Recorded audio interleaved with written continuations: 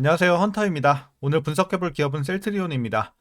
자, 얼마 전까지만 해도 이제 박스권 구간 안에서의 움직임 좀 오랫동안 이어왔는데요. 최근에 이제 박스권 상단을 깨고 올라가는 흐름까지 괜찮았습니다. 다만 최근에 증시가 좀 크게 한번 눌렸었고, 매크로 불확실성으로 인해서 아무래도 최근 증시 변동성이 좀 커진 상황이기 때문에 주가도 이를 좀 반영을 하고 있는 모습입니다.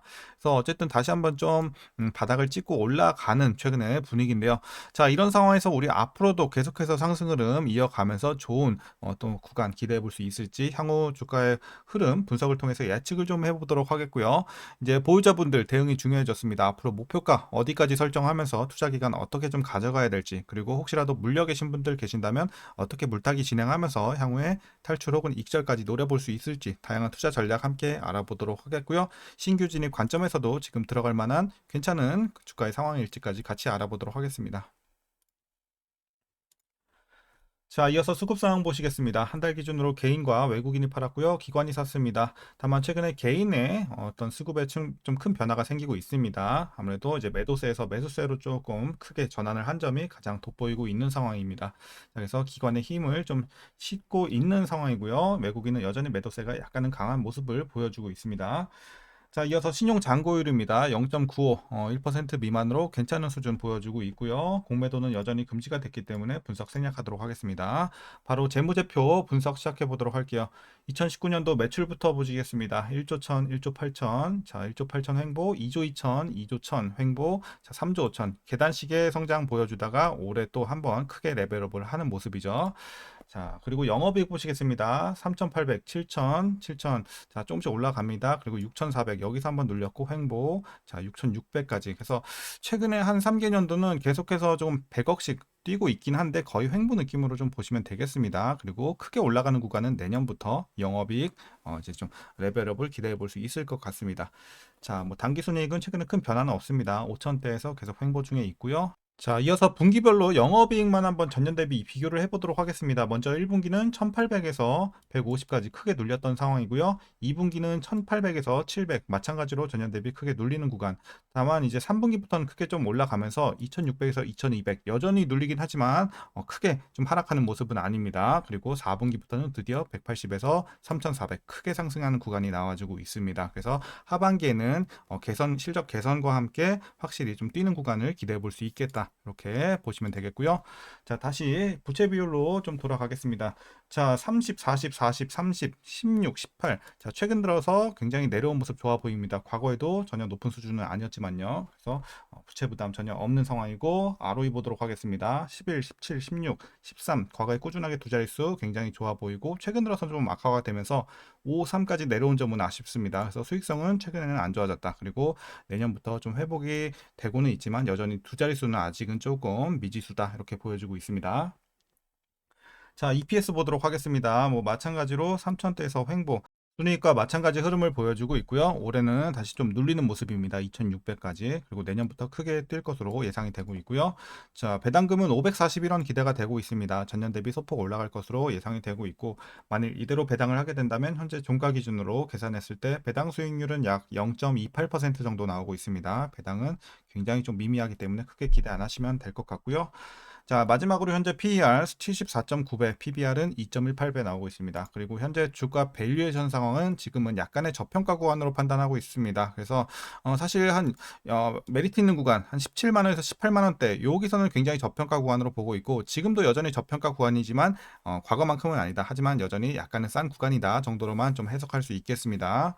자, 이어서 동사 관련 이슈 한번 살펴보도록 하겠습니다. 먼저 2분기 실적인데요. 매출은 전년 동기 대비 66.9% 증가한 반면에 영업이익은 60%가량 감소를 하면서 좀 아쉬웠습니다. 그래서 일단은 매출부터 보시게 되면 주력 사업인 바이오 시밀러 사업이 전년 동기 대비 103.6% 성장한 이 매출을 기록을 해주면서 창사 이래 최대 매출을 이끌어냈습니다. 이런 점은 굉장히 좋아 보였고요.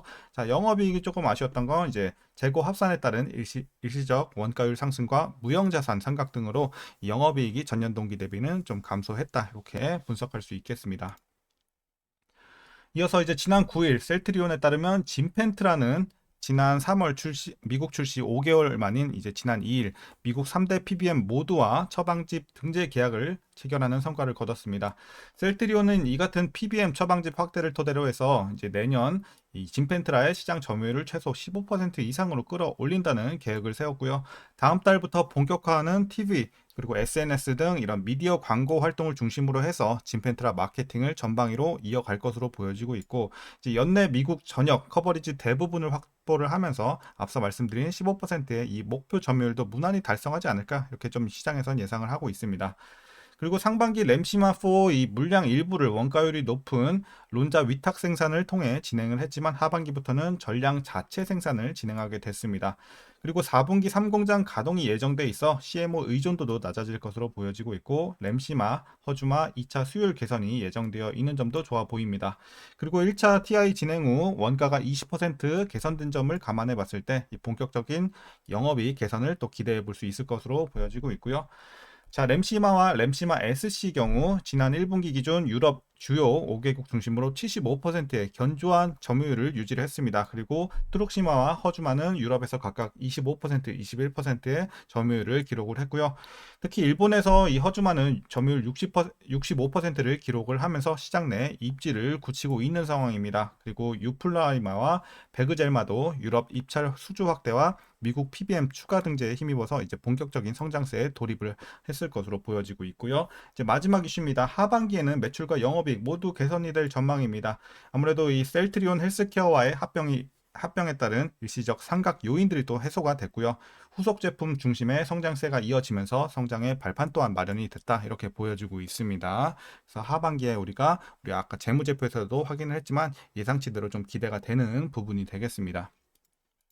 자, 최근 이슈 이 정도로 정리하겠습니다. 그러면 여러분들 이제 마지막으로 투자 전략 설명드리면서 영상 마무리하도록 하겠습니다. 자, 먼저 신규 진입 관점에서는 저는 여전히 긍정적으로 보고 있습니다. 앞서 말씀드린 대로 물론 과거만큼의 메리트는 아니지만 여전히 지금 진입하기에 나쁘지 않은 가격대라고 보고 있습니다. 그래서 일단 17만원, 18만원대에서 들어가신 분들은 굉장히 잘 들어가셨다고 보고 있고, 지금도 늦지는 않았다고 판단하는 제 개인적인 판단입니다. 그래서 여러분들께 충분히 긍정적인 가격대로 여러분들 추가 상승 여력 노려볼 수 있는 구간이다라고 말씀드리면서 신규 진입도 괜찮게 보고 있습니다. 자, 이어서 보유자분들 대응 방법입니다. 자, 먼저 목표가부터 설정하도록 하겠습니다. 보유자분들 이제 어디까지 좀 보면 좋겠냐. 자, 저 1차와 최종으로 나눠 드릴게요. 1차 목표가 22만 7천원 보고 있습니다. 자, 정고점 좀 못 미쳐서 한 22만 7천원 요 정도쯤 되겠네요. 그리고 자, 최종 목표가는 25만원 보고 있습니다. 여기는 좀 표시가 힘들겠는데 어쨌든 25만원 최종으로 좀 말씀드리겠고요. 그래서 여러분들은 이제 어떻게 좀 대응해 나가시냐면요.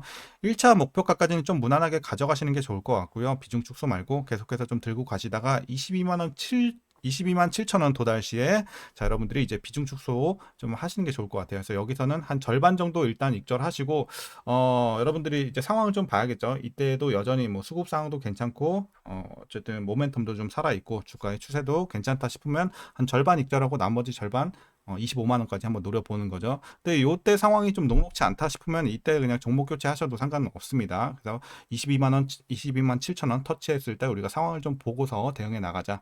그리고 괜찮다면 절반 익절 후에 나머지 절반은 목표가까지 분할로 한번 노려보자, 이렇게 말씀드리도록 하겠습니다. 자, 그럼 이제 마지막으로 혹시라도 위에서 물려 계신 분들 계신다면 어떻게 대응하시냐. 자, 심플합니다. 굉장히 심플해요. 22만 7천원 여기 1차 목표가 있죠. 여기 밑에만 여러분들 평단이 위치가 되어 있다면 굳이 물탈 필요는 없다고 생각합니다. 어차피 물타봐야 평단 관리 얼마 안 되고 비중만 늘어나기 때문에 그냥 보유만 해 나가셔도 충분하다, 이렇게 말씀드리겠습니다. 그래서 충분히 주가 올라올 수 있는 현재 상황이기 때문에 그냥 시간만 조금 투자하셔라. 그래서 좀 잘 기다리시면 충분히 여러분들이 종목 교체 혹은 익절까지도 노려보는 구간 충분히 기대해 볼 수 있겠다라는 관점 말씀드리겠습니다. 그래서 물타지 마시고 보유만 하시고 22만 7천원 위에 혹시라도 평단이 있다면 그분들만 살짝 물타서 밑으로 내려주시면 될 것 같습니다.